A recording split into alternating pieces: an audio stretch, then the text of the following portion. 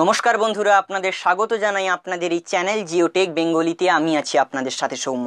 তো বন্ধুরা, আজকের ভিডিওতে আমি আপনাদের সাথে অনেকগুলি জেনারেল সায়েন্সের প্রশ্ন আমি আপনাদের সাথে আলোচনা করব এবং একই সঙ্গে আপনাদের উত্তরগুলিও বলে দেব।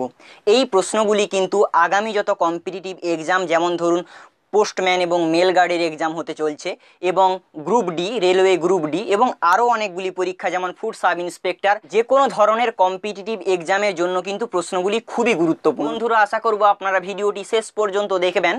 ভিডিও শুরু করার আগে আপনাদের কাছে অনুরোধ, যদি আমার চ্যানেলে নতুন হন তাহলে চ্যানেলটি অবশ্যই সাবস্ক্রাইব করুন নতুন চাকরির খবর সবার প্রথমে পাওয়ার জন্য এবং এই ধরনের টিউটোরিয়াল সবার প্রথমে পাওয়ার জন্য, এবং পাশের বেল আইকনটি কিন্তু প্রেস করতে ভুলবেন না। দিলে কি হবে, আমার লেটেস্ট ভিডিওটা আপনারা সবার প্রথমে দেখতে পাবেন। তো বন্ধুরা, সরাসরি আমি প্রশ্নে চলে এসেছি। প্রথম প্রশ্ন, স্টেনলেস স্টিল একটি ধাতু সংকর, এর উপাদানগুলি হলো, উত্তর হবে ক লোহা, ক্রোমিয়াম, নিকেল।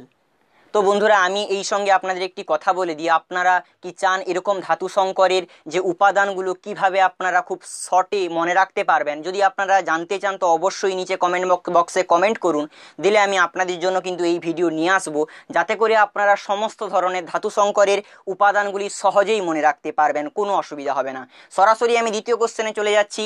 নিচের কোন অ্যাসিডটি তেঁতুলে পাওয়া যায়? উত্তর হবে টার্টারিক অ্যাসিড। পরের প্রশ্ন, নিচের কোন অ্যাসিডটি দইয়ে থাকে? Lactic acid. নেক্সট কোশ্চেন, উদ্ভিদের পাতার রং সবুজ নিচের কোনটির উপস্থিতির জন্য? উত্তর হবে ক্লোরোফিল।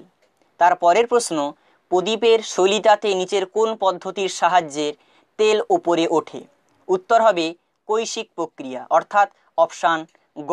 তার পরের প্রশ্ন, মানবদেহের বৃহত্তম গ্রন্থির নাম কি? আপনারা সবাই জানেন, উত্তর হবে লিভার। কেঁচোর রেচন অঙ্গের নাম কি? উত্তর হবে নেফ্রিডিয়া। এর পরের প্রশ্ন, চিংড়ির রেচন অঙ্গের নাম কি? উত্তর হবে গ্রিন গ্ল্যান্ড।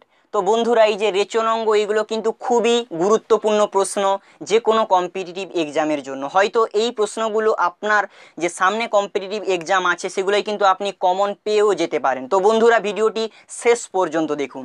এর পরের প্রশ্ন, কে আবহাওয়ার চাপের সূত্র আবিষ্কার করেন? উত্তর হবে টরিসেলি। এর পরের প্রশ্ন, পৃথিবী সূর্যের চারিদিকে ঘোরে কে প্রমাণ করেন? উত্তর হবে কোপারনিকাস। এর পরে যে কোশ্চেনটা আছে, উদ্ভিদের বৃদ্ধির হার পরিমাপ করা হয় কোন যন্ত্রের সাহায্যে?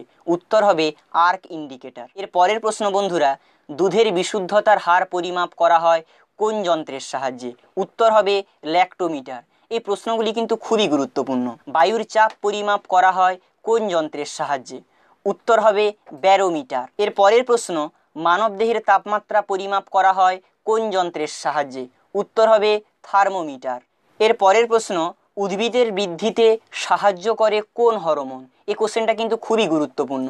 উত্তর হবে অক্সিন। এর পরের প্রশ্ন, নিচের কোন প্রাণী লেজের ওপর ভর করে চলাফেরা করে? উত্তর হবে ক্যাঙ্গারু। এর পরের প্রশ্ন, সূর্যের দিকে মুখ করে ফোটে কোন ফুল?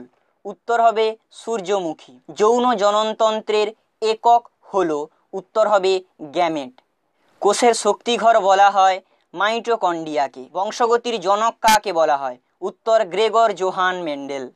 এর পরের প্রশ্ন বন্ধুরা, মানবদেহে সংশ্লেষিত হয় ভিটামিন ডি। এর পরের প্রশ্ন, মার্স গ্যাসের রাসায়নিক নাম হলো?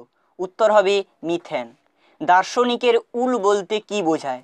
বন্ধুরা, এই প্রশ্নটা কিন্তু বারবার বিভিন্ন পরীক্ষায় পড়েছে, দার্শনিকের উল বলতে কি বোঝায়। উত্তরটা আপনারা মনে রেখে দিন, হয়তো আপনার আগামী কম্পিটিটিভ এক্সামে আপনারা কমন পেয়ে যেতে পারেন। উত্তর হবে ZNO। এর পরের প্রশ্ন, লোহিত রক্তকণিকা কতদিন বাঁচে? উত্তর হবে 120 দিন। নিচের কোনটি একটি মিশ্র গ্রন্থি? উত্তর হবে অগ্নাশয়। উদ্ভিদের প্রাণ পদার্থ কাকে বলা হয়? উত্তর হবে প্রোটোপ্লাজম। কোষের মস্তিষ্ক কাকে বলা হয়? উত্তর হবে নিউক্লিয়াস। এবারে বন্ধুরা, পরের প্রশ্ন যেটা বলেছে, হাত ব্যতীত মানুষের দেহের ভারসাম্য রক্ষাকারী আর একটি অঙ্গ হলো? উত্তর হবে কান। এর পরের প্রশ্ন, কোন ভিটামিনের অভাবে রাতকানা রোগ হয়? এই প্রশ্নটা কিন্তু বন্ধুরা গ্রুপ সি এবং গ্রুপ ডি ওয়েস্ট বেঙ্গলে যে পরীক্ষা হয়েছিল, একটু আলাদা আলাদাভাবে কিন্তু এই প্রশ্নটা পড়েছিল যে কোন ভিটামিনের অভাবে রাতকানা রোগ হয়। উত্তরটা আপনারা জানেন, তবুও জেনে নিন, ভিটামিন এ। কঠিনতম পদার্থটি হলো হীরক। এর পরের প্রশ্ন বন্ধুরা, নিচের কোন দুটি পিতলের উপাদান? উত্তর হবে কপার এবং জিঙ্ক। আমি আপনাদেরকে যেটা বলেছি, আপনারা ধাতু সংকরের সম্পর্কে পুরো শর্টকাট মেথড জানতে হলে আপনারা নিচে কমেন্ট করুন, আমি এর উপরে আপনাদেরকে ভিডিও দেব। আপনারা কোনোদিনই কোনো ধাতু সংকরের উপাদান ভুলবেন না। এর পরের প্রশ্ন, সোনা ব্যাঙের বিজ্ঞানসম্মত নাম কি? উত্তর হবে রানা টাইগ্রিনা। এসআই পদ্ধতিতে শক্তির পরম একক হলো? উত্তর হবে জুল। এর পরের প্রশ্ন, কার্যের ব্যবহারিক একক কি? উত্তর হবে জুল। এর পরের প্রশ্ন, অ্যাসিটাইল স্যালিসাইলিক অ্যাসিড নিচের কোনটির রাসায়নিক নাম? অর্থাৎ কি বলা হচ্ছে, অ্যাসিটাইল স্যালিসাইলিক অ্যাসিডটি নিচের অপশানগুলির কোনটির রাসায়নিক নাম? উত্তর হবে অ্যাসপিরিন। এর পরের প্রশ্ন, ঝালাই কার্যে ব্যবহৃত হয় নিচের কোন গ্যাসটি? উত্তর হবে অ্যাসিটিলিন। বন্ধুরা, এর পরের প্রশ্নটি কিন্তু খুবই গুরুত্বপূর্ণ, নিচের কোনটির আপেক্ষিক তাপ সর্বাধিক? উত্তর হবে জল। আপনারা মনে রেখে দিন এই জল উত্তরটি, এই কোশ্চেনটি কিন্তু খুব বারবার কমন এসছে। এর পরের প্রশ্ন, 1 জুল সমান কত আর্ক?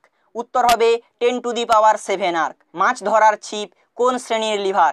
উত্তর হবে তৃতীয় শ্রেণীর লিভার। এর পরের প্রশ্ন, নিচের কোনটির অতিরিক্ত শ্বাসযন্ত্র আছে? উত্তর হবে মাগুর। এই প্রশ্নগুলি কিন্তু বিগত দিনে প্রত্যেকটি কম্পিটিটিভ এক্সামে কিন্তু কিছু না কিছু কমন পড়েছে। তো বন্ধুরা, এই প্রশ্নগুলি আমি আপনাদেরকে জানালাম এবং উত্তরগুলি একই সাথে বলে দিলাম। তো বন্ধুরা, একটি কথা আপনাদেরকে বলছি, আপনাদের কাছে আমি ক্ষমা চেয়ে নিচ্ছি। বন্ধুরা, আপনারা সবাই বলছেন যে পিডিএফ দিতে, আমি কিন্তু পিডিএফ দেওয়ার জন্য আমি চেষ্টা চালিয়ে যাচ্ছি। আমি পিডিএফ দিতে পারছি না, কারণ হচ্ছে আমি ভিডিওটা তৈরি করি আপনাদের জন্য, যে ভিডিওটা তৈরি করে দিচ্ছি আমার কিন্তু মোবাইল থেকে তৈরি করে দিচ্ছি। তো বন্ধুরা, আমি আপনাদেরকে পিডিএফটা এইভাবেই দিতে চাই, যেখানে প্রত্যেকটি কোশ্চেন বাংলাতে লেখা থাকবে এবং নিচে উত্তরটা একটু বোল্ড আকারে, মোটা আকারে লেখা থাকবে। তো বন্ধুরা, এইভাবে কিন্তু মোবাইলে তৈরি করা একটু কষ্টসাধ্য ব্যাপার, তবু আমি চেষ্টা করছি কিভাবে আপনাদেরকে যথাসম্ভব সাহায্য করা যায়। তো বন্ধুরা, আমি আপনাদেরকে গ্যারেন্টি দিয়ে বলছি, আমার সাথে থাকুন, চ্যানেলের সাথে থাকুন এবং ভালোবাসা দিয়ে যান। এইভাবে আমি আপনাদেরকে পরবর্তীকালে অবশ্যই খুব ভালো ভালো কোশ্চেনের পিডিএফ অবশ্যই আপনাদের কাছে তুলে ধরবো। এই ভিডিওটি শেষ পর্যন্ত দেখার জন্য আপনাদের প্রত্যেককেই ধন্যবাদ। সবাই ভালো থাকবেন, সুখে থাকবেন, শান্তিতে থাকবেন। জয় হিন্দ, বন্দে মাতরম।